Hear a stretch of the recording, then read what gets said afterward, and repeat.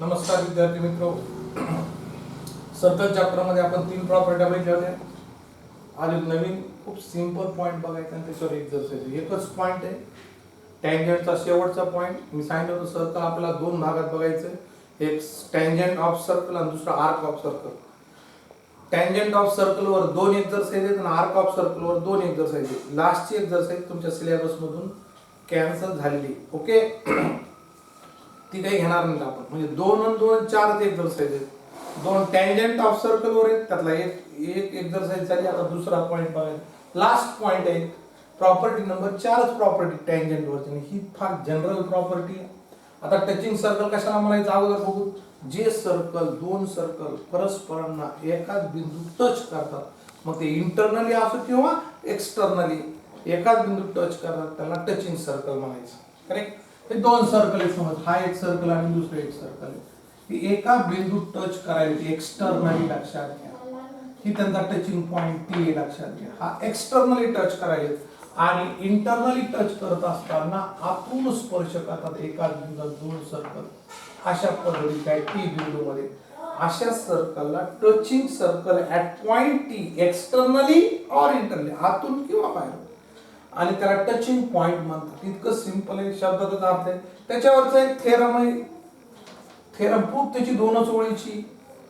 एकदा एक्झामला विचारले नाही, पण याच्यावर प्रॉब्लेम आहे. या वर्षी याच्यावरच आउट ऑफ टेक्स्ट 4 मार्काला विचारला होता. तो मी घेईन हॉट्स मध्ये ज्यावेळेस घ्यायची त्यावेळी. ह्याच याच्यावर 4 मार्काला का 3 मार्काला आउट ऑफ टेक्स्ट विचारला होता. मग काय property number 4?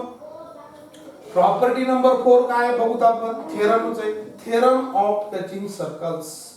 Theorem of touching circles नाव आहे त्याचं, लक्षात घ्या. पहिली कोणती प्रॉपर्टी होती नीट बघा. हे टँजंट थेरम किंवा tangent perpendicular theorem. Tangent perpendicular दुसरी थेरी होती त्याचा कॉन्व्हर्स ऑफ टँजंट थेरम भेटली. आणि तिसरी प्रॉपर्टी होती tangent drawn from external point. ती महत्वाची, एक्झामच्या दृष्टीने विचारली जाऊ शकते. तसंच टचिंग सर्कल म्हणजे काय आता आपण बघितलं, जे दोन सर्कल एकमेकांना एका बिंदूत स्पर्श करतात, टच करतात, ते एक्सटर्नली किंवा internally is called touching circles. त्याच्यावर एक प्रॉपर्टी, लास्ट प्रॉपर्टी 4 नंबरची, टँजंट वर दोन एक्झरसाइज आहेत आणि आर्क ऑफ सर्कल पुढचा भाग, त्याच्यावर दोन एक्झरसाइज आहेत. एक एक्झरसाइज तुमच्या सिलेबस मधून कॅन्सल झाली, त्याच्यावरचे पॉइंट कॅन्सल झाले, महत्वाचे आहेत पण कॅन्सल केले म्हणून आपण जास्त बघणार नाही. ओके, मग थेरम ऑफ टचिंग सर्कल काय म्हणतो बघा. त्याचं स्टेटमेंट बघू. If two circle touches each other then point of contact lies on the lining joining their center. त्यांचा जो पॉइंट ऑफ कॉन्टॅक्ट आहे त्या दोन बिंदूला जोडणाऱ्या रेषेवर असतो. पुन्हा एकदा रिपीट कर. If circles touches each other their point of contact lies on line joining their center. त्यांचे सेंटर कोण आहे, ए आणि बी, त्यांना जोडणाऱ्या लाईनवरच तो काय असतो, टचिंग पॉइंट असतो. लक्षात घ्या. मग तो एक्सटर्नली असो किंवा इंटरनली, दोन फिगर दाखवले मी, इंटरनली और एक्सटर्नली, हे दोघांचे सेंटर आहेत. यांना जोडणाऱ्या याच्याच लाईनवर हा सी बिंदू असतो. थोडक्यात तिन्ही बिंदू कोलिनियर असतात. लक्षात घ्या. म्हणजे C is between A and B असू शकतो किंवा A is between B is between C असू शकतो. थोडक्यात काय, त्यांचा टचिंग पॉइंट आणि दोघांचे सेंटर हे एकाच रेषेवर असतात. Betweenness is there. करेक्ट. कारण की आपल्याला साधं कळते हा 90 होईल, हा 90 होईल. करेक्ट. इथे अँगल सी काय होते ना, हा 90 आणि टचिंग पॉइंट एकच आहे की एसी परपेंडिक्युलर टू आपल्याला माहिती आहे एल आणि बीसी दोघांचा एकच टचिंग पॉइंट आहे आणि एका बिंदूतून एकच परपेंडिक्युलर काढू शकतो एका लाईनची. बरोबर आहे. आणि मग दोन परपेंडिक्युलर असणं शक्य नाही. आणि म्हणजेच हे कसे असतील, लिनियर पेअर होईल. आणि म्हणजेच हे दोन्ही ऑपोजिट रे असतील, म्हणजे ते बिंदू एका रेषेवर असतील. त्याची प्रूफ आहे, दोनच ओळीची प्रूफ आहे. तुम्हाला बघायची असली तर पेज नंबर 58 वर आहे, पण आवश्यकता नाही, विनाकारण वही भरायची गरज नाही.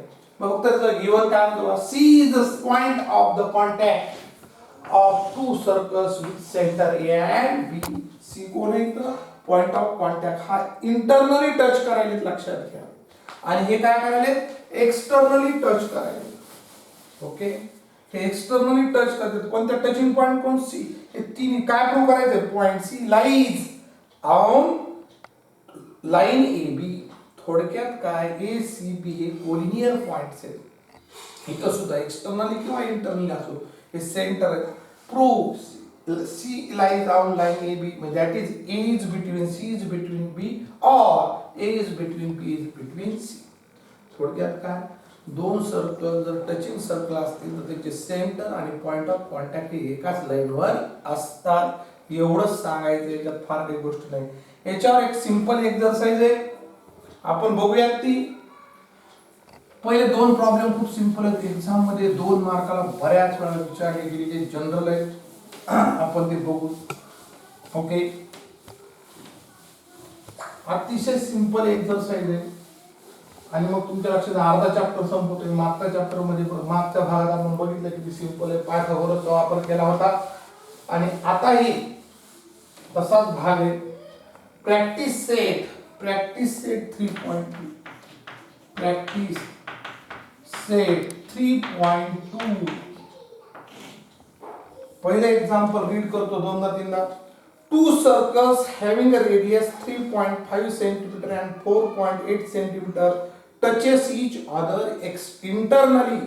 Find the distance between their center. पुन्हा रिपीट करतो problem. 2 circles having a radius 3.5 cm and 4.8 cm touches each other internally.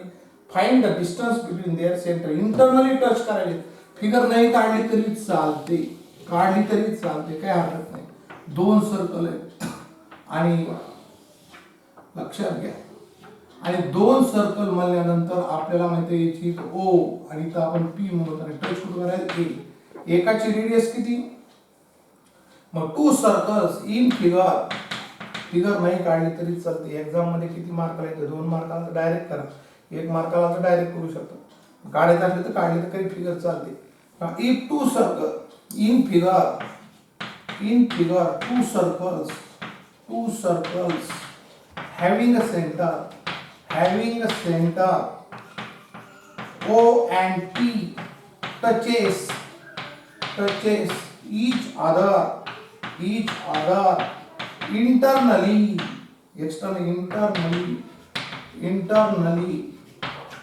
touches internally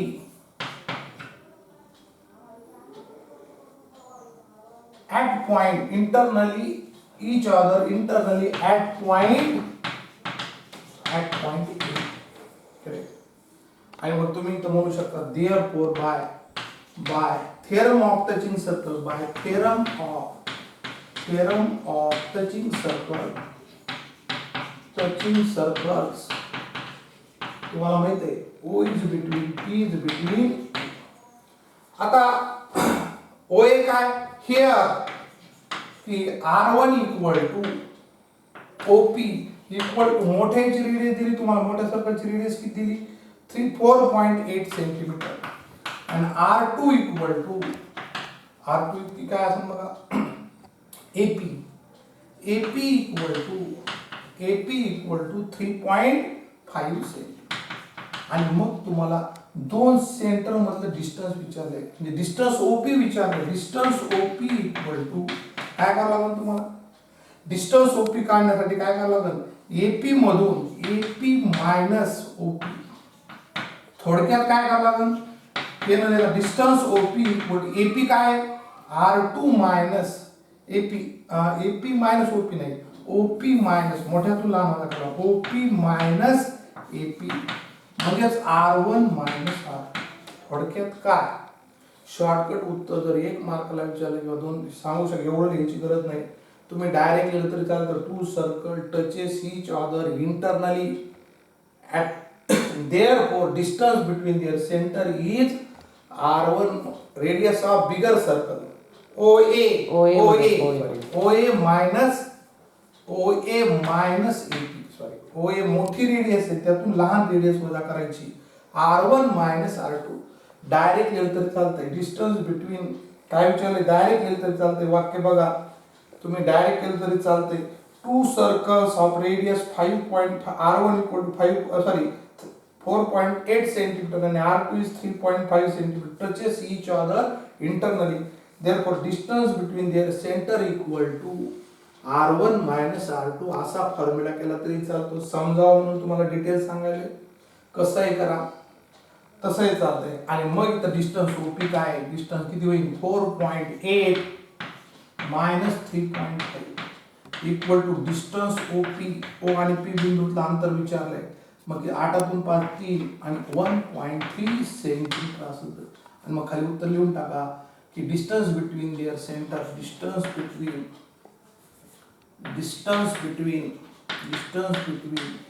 centre equal to 1.3 centimetre. 8 3 4 इतकं सिंपल आहे. ते जर एक्सटर्नली करत असेल तर R1 प्लस R2 लक्षात घ्या. जेव्हा दोन सर्कल बाहेरून टच करतात त्याच्या रेडियस मधली बेरीज करायची आणि जेव्हा इंटरनली करतात तेव्हा रेडियस मधला फरक. तुम्ही डायरेक्ट लिहिलं तरी चालतंय. मी पुन्हा सांगतो वेन टू सर्कल इन तुम्ही लिहू शकता here R1 equal to 4. Shortcut सुद्धा जमतंय. हियर R1 इक्वल टू 4 और मेथड बघा 4.8 centimetre, R2 equal to 3.5 centimetre. Therefore distance between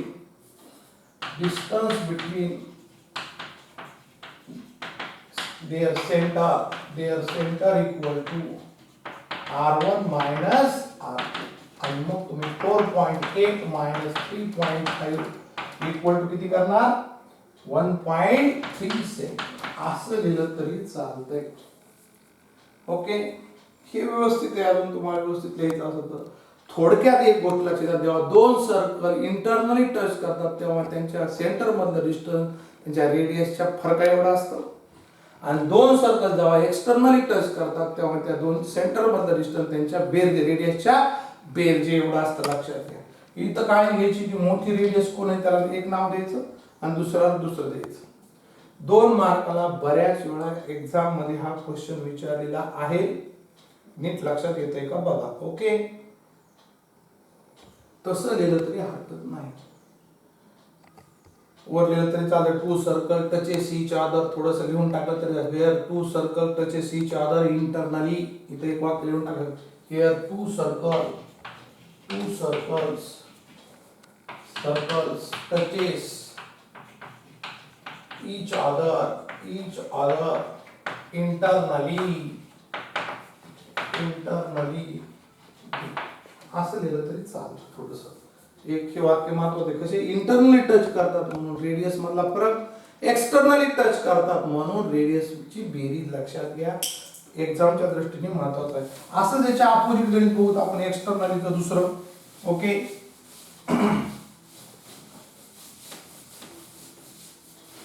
खूप सोपी एक्सरसाइज आहे, छोटी आहे पुन्हा पण याच्यावरच आधारित. आता हे 2020 ला जी एक्झाम झाली त्याच्यावरच 3 किंवा 4 मार्काला एक आउट ऑफ टेक्स्ट विचारला होता. मी त्यानंतर घेईन. पुढचं कसं आहे 2 नंबरचं बघू आपण. 2 circles of radii 5.5 centimetre and 4.2 centimetre touches each other externally.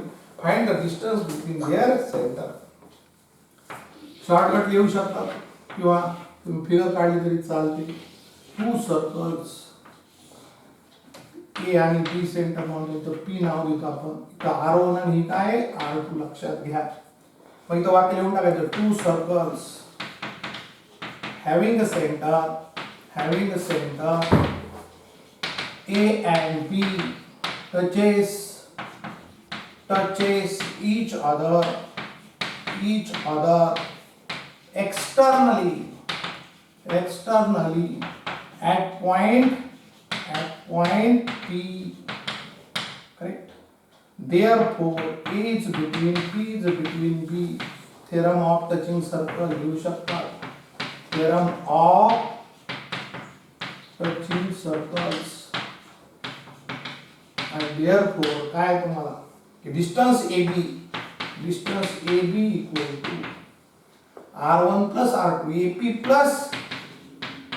plus BP equal to distance AB equal to R1 plus R2 equal to किती दिली रेडियस 5.5 plus 4.2 आणि मग answer distance AB equal to 9.7 centimetre आणि मग distance between centre equal to distance between centre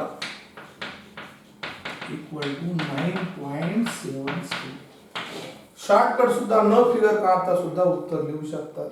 पहिलं वाक्य two circle touches each other externally therefore distance between their center equal to r1 plus r2 असं उत्तर लिहा. Okay. 2 मार्काला exam मध्ये बऱ्याच वेळा विचारलेले क्वेश्चन आहे, सिंपल आहे. तिसरा क्वेश्चन तुम्हाला प्रत्यक्ष कन्स्ट्रक्शन करायचंय, सांगतो कसं करायचं, तुम्ही ते करू शकता. ओके. आता क्वेश्चन नंबर 3 तुम्हाला प्रत्यक्ष कन्स्ट्रक्शन करायचं, तेवढं माप घ्यायचं आणि त्या फिगर काढायच्या तुम्ही.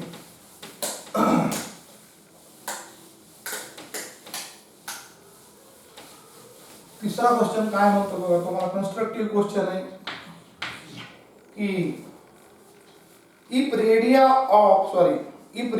Of two circles are 4 centimetre, म्हणजे r1 दिली एका रेडियसची रेडियस 4 सेंटीमीटर आणि दुसरी r2 किती दिली, दुसऱ्या सर्कलची radius centimetre. Draw the figure काढायची प्रत्यक्ष माप घेऊन. आतापर्यंत माप घ्यायची काही गरज नव्हती. Figure circle touching each other externally आणि इंटरनली. कंपास मध्ये माप घ्या, 4 सेंटीमीटरचं सर्कल घ्यायचं. करेक्ट. आणि जिथं सेंटर ठेवलं होतं लोखंडी टोक तिथं तुम्ही हे ओढू शकता, इथं नाव ओपी नाव द्या. करेक्ट. आता दुसरं तुम्हाला 2.8 पाहिजे. आता 2.8 रेडियसचं काय करावं लागेल, इथं तुम्हाला पहिल्यांदा उलट ठेवायचं, इथं पेन्सिलचं टोक ठेवायचं आणि इथं लोखंडी टोक ठेवायचं, म्हणजे तुम्हाला दुसरा सेंटर येईल. आणि 2.8 अंतर घ्यायचं आणि एक सर्कल काढायचं. डोक्याला गेले का बघा. आणि मग तुम्ही ते सर्कल काढू शकता. हे 2.8 सेंटीमीटरचं OP, इथं O, इथं आपण नाव बदलून देऊ A B आणि इथं P. हा किती घ्यायचा आहे, 4 सेंटीमीटर. पुन्हा सांगतो, रेडियस दिली का बघा. 4 सेंटीमीटर अंतर घ्यायचं कंपास मध्ये आणि एक सर्कल काढायचं. नंतर 2.8 सेंटीमीटर अंतर घ्यायचं आणि P पॉइंट वर ठेवायची पेन्सिल आणि लोखंडी टोक पुढे कुठे येते म्हणजे ते तुमचं सेंटर झालं. आणि ते मानून तुम्ही काय काढायचं, दुसरं सर्कल काढायचं. इंटरनली तसंच करावं लागेल तुम्हाला. याला काय म्हणते, एक्सटर्नली. आता इंटरनली सुद्धा सर्कल अगोदर हे काढून घ्या तुम्ही. करेक्ट. आणि इथं सेंटर आहे, त्याला काय नाव द्या, A. आणि मग ही तुमची रेडियस. आणि मग तुमची रेडियस कोणती पाहिजे पुढे बघा, आपल्याला इथं घ्यायचंय. यातला फरक इथं घेतलं तरी चालतंय. हे 2 इथं लोखंडी टोक इथं इथं अंतर घ्यायचं, त्याला काय नाव द्या, B. ते अंतर किती घ्या, 2.8 घेऊ शकतात. एवढं अंतर लक्षात घ्या. हे 2.8 घ्या, इथं लोखंडी टोक ठेवा आणि मग सर्कल काढा. हे माझी अंदाजे फिगर आहे, थोडीशी तुम्ही इथं ठेवून तुम्ही 2.8 किती रेडियस आहे तिथे बघा. मग सेंटर कोण माना, B माना. लक्षात घ्या. 2.8 अंतर इथून घ्यायचं. एकदा तुम्हाला ही रेडियस माहित झाली की ते काय टचिंग पॉइंट P माहित झाला, मग कंपास मध्ये 2.8 अंतर तरी घ्या किंवा यांची वजाबाकी करून इथं तुम्हाला सेंटर भेटल. दोन्ही जमतंय. 4 मधून 2.8 वजा केले तर तुम्हाला दुसरं सेंटर भेटल, किंवा P वर 2.8 वर इकडून सेंटर मानून हे B सेंटर मानून थोडंसं इन सर्कल काढायचं आहे. तुम्ही कंपासचा वापर करा. ओके. दोन्ही चालतंय. एक तर याचा अंतर वळणच करा, तुमच्या लक्षात आलं असेल. सिंपल गोष्ट आहे, तुम्ही करता. दोन्ही फिगर तेवढ्या कंप्लीट करू शकता तुम्ही. आता 4 नंबरचं गणित आपण बघू. महत्वाचं आहे, IMP आहे. मी रीड करतो आणि त्याची फिगर सुद्धा काढतो. अगोदर समजून सांगतो मग लिहून देतो वाटलं. ओके. 4 नंबरचं गणित बघा. इन अ फिगर, टेक्स्टबुक जवळ राहू द्या. Circle with centre P and Q touches each other at point R. A line passes through R. Meet the circle at A and B respectively. Prove that. 3 गोष्टी prove करायच्या तुम्हाला. AP parallel to BQ. पुन्हा triangle APR similar to triangle RQB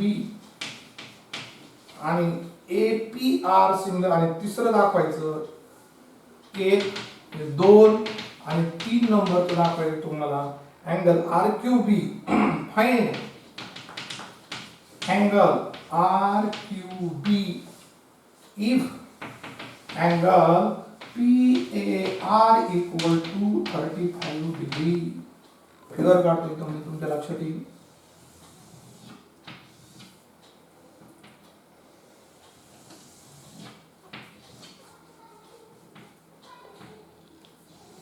दोन centre आहेत आणि इकडे कसे दोन्ही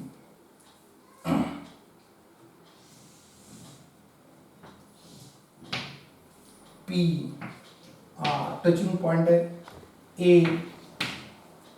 बी आणि क्यू. आता पुन्हा एकदा प्रॉब्लेम रीड करतो. म्हणजे तुमच्या दोन्ही टचिंग सर्कल आहेत, touches each other. Two circle having centre P and Q touches externally at point R. Okay, अजून काय दिलंय? Circle with centre P and Q touches each other at R. A line passes through R. Meet. Circle एक line R मधून एक pass होईल, दुसरी line आहे ती एका सर्कलला A बिंदू छेदायली, दुसऱ्या सर्कलला B मध्ये छेदायली. Prove that AP parallel to BQ. Parallel line 9 स्टँडर्डचा क्वेश्चन आला. आणि APR हे दोन ट्रायंगल सिमिलर दाखवायचे आणि अँगल PAR 35 डिग्री दिलाय आणि तर तुम्हाला RQB हा अँगल विचारलाय. 3 क्वेश्चन आहेत. एक एक क्वेश्चन सांगतो अगोदर तुम्हाला की AB पॅरलल टू BQ कशी होईल. AB पॅरलल टू BQ दाखवायचं.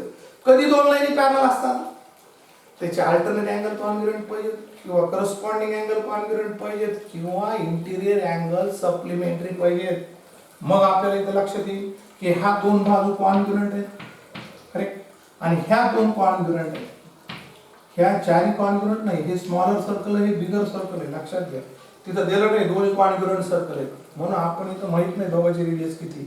पण AP congruent to PR, radii of same circle having centre P. म्हणजे ज्या ट्रायंगलच्या दोन बाजू कॉन्ग्रुएंट असतात त्या बाजू समोरचे कोन सुद्धा कसे असतील कॉन्ग्रुएंट. म्हणजे हा x असेल तर हा सुद्धा किती होईल, ह्या बाजू समोरचा x असेल तर हा सुद्धा x होईल. लक्षात घ्या. समजत आहे का बघा. त्या दोन बाजू एक रूप आहेत म्हणून बाजू समोरचे कोन. हा x चा हा काय झाला, अपोजिट अँगल झाला, करेक्ट. पण ह्या दोन बाजू एक रूप म्हणजे बाजू समोरचे कोन म्हणजे हा x आणि हा सुद्धा काय होईल, एक याच्या समोरचा हा कोन आणि याच्या समोर कॉन्ग्रुएंट झाला. फ्रॉम 1 to 3 हा आणि हा अँगल कॉन्ग्रुएंट झाला. But these are alternate angles. AP parallel to QB. Alternate angle test. AP हे अल्टरनेट अँगल टेस्ट म्हणतात. AP parallel to BQ. पहिल्या प्रश्नाचं उत्तर तुमचं झालं. मग APR कॉन्ग्रुएंट टू RQB, हे congruent to B, alternate angles. हा ना हा कॉन्ग्रुएंट आहे किंवा हा ना सुद्धा दाखवू शकता तुम्ही कॉन्ग्रुएंट होतील अपोजिट अँगल्स. आणि हा ना बाय AA टेस्ट दोन्ही ट्रायंगल कॉन सिमिलर होतील बाय AA टेस्ट. आणि मग शेवटचा प्रश्न विचारलाय PAR किती दिलाय 35. हा 35 होईल म्हणजे हा सुद्धा 35 होईल, हा सुद्धा 35 70 म्हणजे हा राहिला किती होईल 110 होईल. ओके, इतकं सिंपल आहे. आपण एक एक उत्तर याचं व्यवस्थित घेऊ. सुरुवात करू तिथं. समजलंय. In figure two circles having a center P and Q touches each other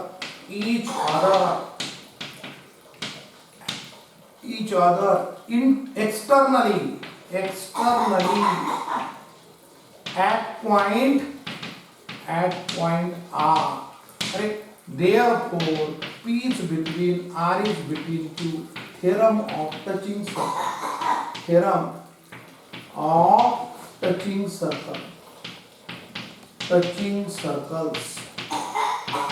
correct. हे लिहित राहायचं नाही. लक्षात घ्या की हे दोन्ही कोलिनियर आहेत. टचिंग सर्कल लक्षात घ्या आणि म्हणून त्या कोलिनियर पॉइंट असतात. Okay.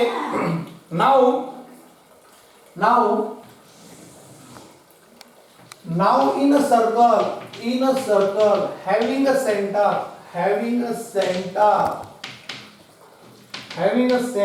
P, AP equal to PR. AP equal to PR. Correct. Radii of same circle. Radii of same circle. Therefore, in triangle APR, angle PAR is equal to angle ARP equal to x degree say angle opposite to congruent sides. याला किती नाव आहे 1.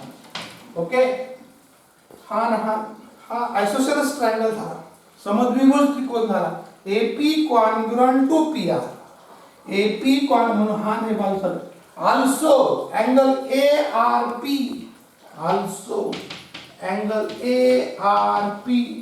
is equal to angle BRQ. तो उसका कितनी x degree कौन सा लिया? Opposite angles. याला किती नाव द्या? बघा. ARP congruent to BRQ. हा ना opposite झाला. Now in a circle having a center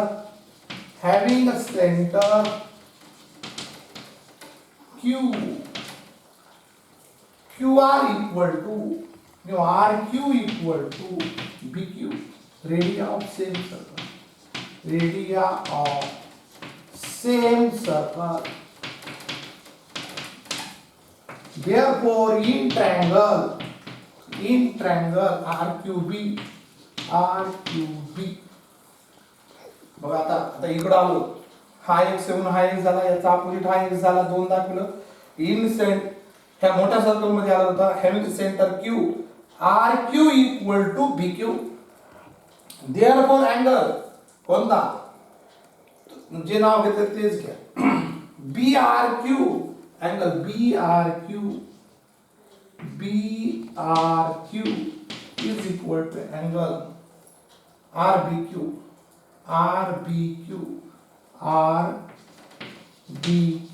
equal to 80 degree. Angle opposite to congruent sides. त्याला किती नाव द्या? 3. किती नाव द्या त्याला? 3. पुन्हा सांगतो. P सेंटर आहे म्हणून AP equal to PR. एका वर्तुळाच्या त्रिज्या मग त्या बाजू समोरचे कोन एकरूप झाले. हा x येऊन हा x, याचा अपोजिट हा झाला. मग ह्या दोन साइड कॉन्ग्रुएंट आहेत म्हणून हा कोन आणि बेस अँगल कसे कॉन्ग्रुएंट होतील म्हणजे झालं. From 1, 2 and 3. फ्रॉम 1, 2 and 3 काय म्हणता येईल बघा आपल्याला. फ्रॉम 1, 2 and 3 कन्क्लुजन निघलं. फ्रॉम 1, 2 and 3 बघा पहिला दुसऱ्याशी कॉन्ग्रुएंट आहे, दुसरा तिसऱ्याशी कॉन्ग्रुएंट आहे. हा याच्याशी कॉन्ग्रुएंट आहे म्हणजे हा सुद्धा काय असेल अँगल कोणता घेतला होता पहिला PAR congruent to equal to angle आता ना RBQ equal to 80 degree. Correct. आणि but these are alternate angles. Correct. Therefore AP parallel to कोण होईल? AP parallel to BQ. कौन सा लिया? Alternate angle test. पहिली प्रूफ झाली तुमची. आता दोन ट्रायंगल तुम्हाला सिमिलर विचारले येऊन जातील तुम्हाला. त्याला नाव द्यायचं असेल त्या याला किती देत होता? 3, 4 नाव झाले याला देऊ शकता तुम्ही. नाव इन ट्रायंगल कोणते दोन ट्रायंगल APR दुसरी प्रूफ सुरू झाली. Now in triangle APR and in triangle RQB angle R congruent to R. तो पूर्ण नाव घ्या. AR angle ARP congruent to angle BRQ opposite angles आणि मग आणि आत्ताच हा कॉन्ग्रुएंट झालाय angle PAR congruent to angle RBQ from 4. Therefore, triangle APR congruent to triangle similar to triangle RQB equal by A test. दोन प्रश्नाचे उत्तर आहेत. ओके, आता तुम्हाला लास्ट क्वेश्चनचा आन्सर लिहायचे. समजले दोन ट्रायंगल सिमिलर म्हणजे 9th स्टँडर्ड कामाला आलं. 9th स्टँडर्डच्या दोन प्रॉपर्ट्या, angle opposite to congruent side, पुन्हा दोन लाईनी पॅरलल कशा होतात ते बघितलं. सिमिलॅरिटी चॅप्टर सुद्धा आता कामाला आला आणि शेवटचं जे काय विचारले ते बघूत आता. Okay,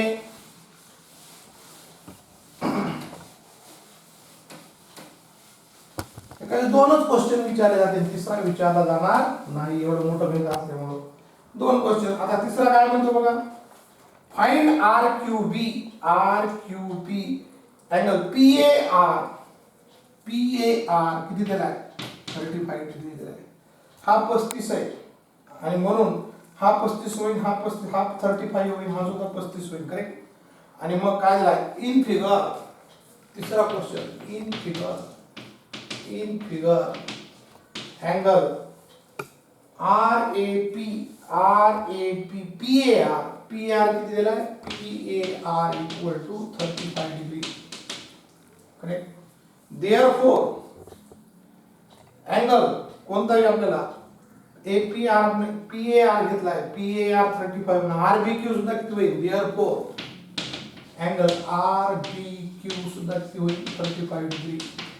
correct.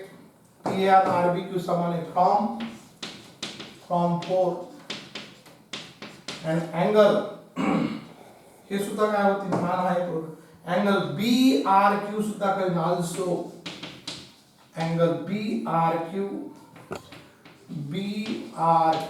इक्वल टू सुद्धा किती होईल, 35 डिग्री. इथे फ्रॉम 1 and 2 एक आणि दोन वरून म्हणू शकतो, कारण एक मध्ये हा कॉन्ग्रुएंट दाखवला, दोन मध्ये हा कॉन्ग्रुएंट दाखवला, त्याच्यावर आपण घेतलं.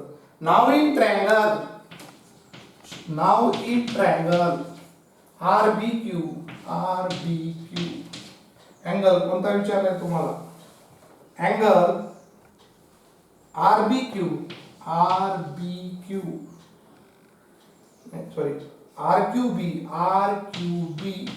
प्लस अँगल किती होईल, 35 डिग्री डायरेक्ट लिहिलं तरी चालेल किंवा कोणता लिहा, RBQ plus angle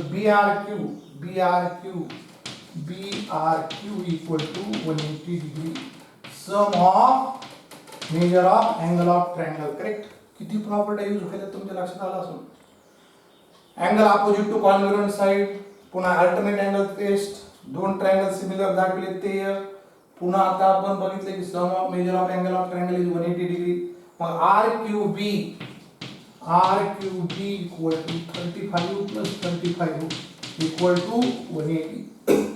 RQB equal to 180 minus 70. Angle RQB equal to 110 degree.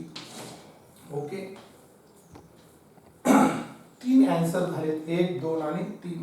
Okay, एक प्रॉब्लेम राहिला, आपण ते घेऊन टाकू, चालेल.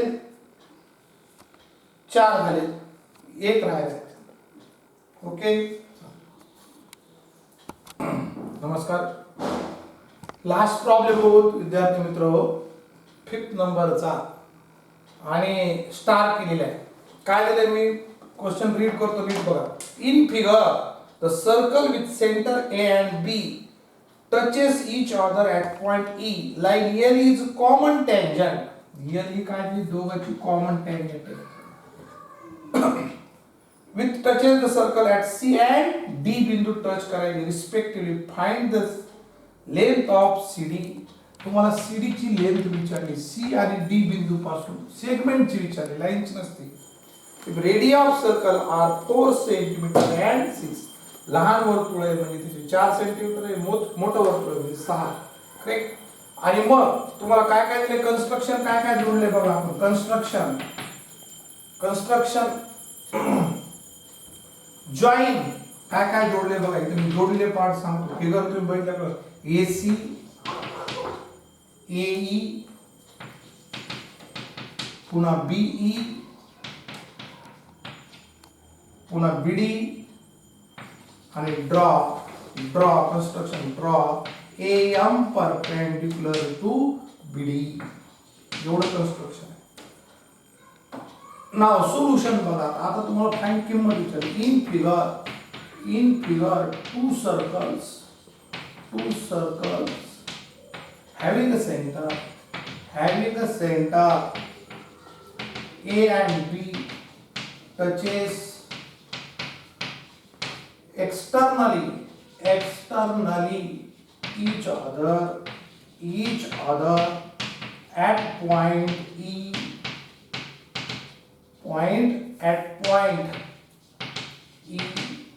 correct. Therefore आपण म्हणतो A is between B. theorem of touching circles पहिलं काम झालं. पहिला थेरम. also इतर येतो also की AC perpendicular to also radius म्हणत चला, पुन्हा वेगळे शब्द वापरायचे नाही. Radius AC perpendicular to tangent L and radius BD perpendicular to tangent L. त्या दोन्ही टँजंट कशात परपेंडिक्युलर आहे. कंस्ट्रक्शन काय केलं बघा, AC जोडलं, AE जोडलं, BE जोडलं, BD जोडलं आणि ड्रॉ AM परपेंडिक्युलर आणि त्याच्यामुळे angle C equal to, therefore angle ACD equal to angle BDC equal to किती होते 90 degree. also AM perpendicular to BD construction, therefore angle M equal to, angle M सुद्धा किती झाला 90 degree. therefore in quadrilateral AMDC angle C equal to angle D equal to angle M equal to 90 degree. AMDC मध्ये बघा, मी direct घेतलं कारण वर केलं. हा 90 झाला, क्वाड्रिलॅटरल मध्ये एवढाच अँगल होता, असं लक्षात घ्या. पूर्ण नाव घ्यायची गरज नाही. आणि म्हणून राहिलेला हा अँगल सुद्धा किती होईल 90. Therefore angle A equal to, therefore angle पूर्ण नाव घेतलं तरी चालतं, angle A equal to 90 degree. remaining angle of quadrilateral AMDC आणि मग ज्या चौकोनाचे चारही कोन 90 म्हणजे तो कोणता कोन असेल. therefore quadrilateral AMDC is a rectangle, correct. पुन्हा सांगतो काय केले. दोन सर्कल आहेत, टच करायला ई पॉइंट मध्ये, म्हणजे त्यांचा टचिंग पॉइंट आणि सेंटर कोलिनियर असतील. ओके, आपण लिहिलं. पुन्हा AC पहिल्या तासात बघितले आपण की रेडियस आहे आणि टँजंट आहे, या दोघी एकमेकाला परपेंडिक्युलर असतात. कंसात काढून लिहा टँजंट थेरम दुसरा वापरला आपण. तर थेरम ऑफ टचिंग सर्कल वेगळा वापरला पुन्हा. आणि मग हा 90 झाला, कंस्ट्रक्शन केलं AM परपेंडिक्युलर टू BD. हा 90 म्हणजे उरलेला सुद्धा 90 असं, कारण चौकोनाच्या चारही कोणाच्या मापाची बेरीज 360 असते. आणि मग हा 90 झाला म्हणजेच हा रेक्टँगल होईल. लक्षात घ्या, हा रेक्टँगल झाला. ओके, आणि आता रेक्टँगल झाला, हे कंस्ट्रक्शन कट करतो. कळलं कंस्ट्रक्शन काय काय जोडलं, AC AE BE BD आणि draw AM perpendicular to BD. आता नाव AC इक्वल टू, आता आपण दुसरं AC equal to AE equal to 4 centimetre असेल. Radii of circle, radius of smaller circle, radii of smaller circle आणि BE equal to BD equal to 6 centimetre radii of bigger circle आणि म्हणून आता बघा AC equal to कोण होईल मग DM. Therefore DM equal to AC equal to 4 centimetre opposite sides of rectangle correct. ही 4 आहे म्हणून ही सुद्धा 4 होईल. नीट लक्षात घ्या. आपल्याला काय काढायचं ते नीट लक्षात घ्या. आपल्याला CD काढायची. मग CD काढण्यासाठी माझे प्रयत्न सुरू झाले. हा रेक्टेंगल दाखवला. मग AC इक्वल टू DM पण हे AC 4 अंतर आहे म्हणून हे 4 झालं. म्हणून BM इक्वल टू काय होईल BD minus DM. BM equal to 6 minus 4 BM equal to 2. BM किती झाली 2. Okay. Also AB equal to आपल्याला हे अंतर माहिती आहे. AB equal to AE plus BE. दोन्ही रेडियस आहेत. ही रेडियस प्लस ही radius. AB equal to 4 plus 6 AB equal to 10 centimetre. Okay. आता AB तुम्हाला 10 माहित झाली. आता तुम्हाला बघा काय काय बघितले आपण. पुन्हा सांगतो. पहिल्यांदा आपण टचिंग सर्कलचा थेरम वापरला. नंतर टँजंट थेरम वापरला. त्याच्यानंतर आपण रेक्टँगल आहे तो प्रूव्ह केला. रेक्टँगलच्या प्रॉपर्टी वापरली. अपोजिट साइड कॉन्ग्रुएंट असतात. करेक्ट. आता मला AM काढणं गरजेचं आहे. AM माहित झाली की CD माहित आहे कारण की अपोजिट साइड्स ऑफ रेक्टँगल. आता AM मला पायथागोरस वापरून काढता येईल. Now in triangle AMB. Now in triangle AMB किती गोष्टीचा वापर केला आहे करता आलं पाहिजे. Now in triangle AMB angle M equal to 90 degree. Okay. AMB आणि त्याच्या समोरच्या opposite AB square equal to BM square plus AM square. Pythagoras AB माहिती आहे तुम्हाला 10 आत्ताच काढली आपण. BM 2 square plus AM square 10 square 100 minus 4 2 चा वर्ग 4 होईल equal to AM square. 96 equal to AM square. AM equal to under root 96. 96 चे कसे फॅक्टर पडतात. 96 चे बेचोक 4 ने भागतो बघा. 4 16 की 96 बरोबर आहे. आणि मग 4 ने भागतो 4 2 8 आणि 4 2 8 आणि 4 चौक 16 म्हणजे 4 16 की बरोबर 4 7 24 बरोबर. मग किती होईल ते म्हणजे किती होईल 16 की 6 म्हणजे 4 अंडर रूट 6 बरोबर आहे. 16 चा स्क्वेअर रूट निघतंय. Mixed in. करेक्ट. पुन्हा एकदा बघा 4 1 4 4 2 8 4 चौक 16 पुन्हा 4 7 24 आणि 6 ला मात्र एक म्हणजे दोन्ही जोडीपैकी एक निघते 4 वर्गमूळ 6. ओके. मग AM माहित झाला. आता but CD equal to AM माहित झाला तुम्हाला. But CD equal to AM equal to 4 under root 6 opposite sides of rectangle. Okay. Therefore CD equal to 4 under 6 centimeter. छान इंटरेस्टिंग गणित आहे. प्रॉब्लेम आहे. इथं फक्त एक प्रॉपर्टीचा यूज केला. लक्षात घ्या कोणती नवीन प्रॉपर्टी आता अभ्यासली. कोणती आपण टचिंग सर्कल.